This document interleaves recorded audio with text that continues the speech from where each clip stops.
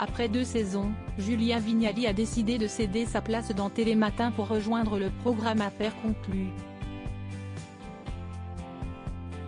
Un choix qui s'est basé sur la grosse fatigue qu'elle a ressentie ces dernières années et les sacrifices qu'elle a dû faire.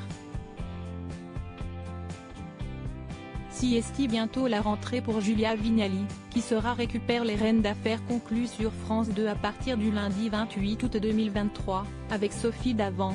En effet, cette dernière l'a accompagnée pour son arrivée dans le programme, faisant ainsi une passation de pouvoir très attendue. En se lançant dans cette nouvelle aventure, Julien Vignali a tourné le dos à Télématin, où elle officiait depuis 2 ans aux côtés de Thomas Soto. Sollicitée pour reprendre les rênes d'Affaires conclues dans le secret, la femme de Cadmerade n'avait alors pas du tout hésité à accepter. Il lui aura en effet fallu un week-end de réflexion seulement, comme elle l'a fait savoir. Il faut dire qu'après 2 saisons passées à se réveiller au beau milieu de la nuit pour Télématin, Julien Vignali a fini sur les genoux. Animer une matinale, en direct, tous les jours, a été très fatigant pour moi. L'expérience, en termes de santé et, parfois, de joie de vivre, a été coûteuse, a-t-elle avoué lors d'une interview pour Télé 7 jours, parue ce 14 août 2023.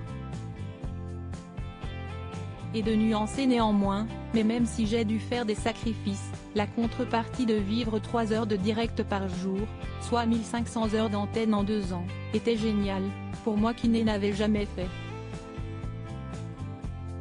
Télématin fut une expérience inouïe, mais ce nouveau rythme va mieux me convenir.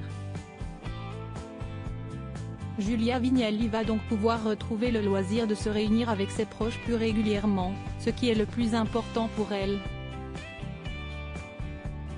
Comme beaucoup, ce qui me réjouit dans la vie, c'est de rejoindre les gens que j'aime, de voir des spectacles, d'aller au cinéma.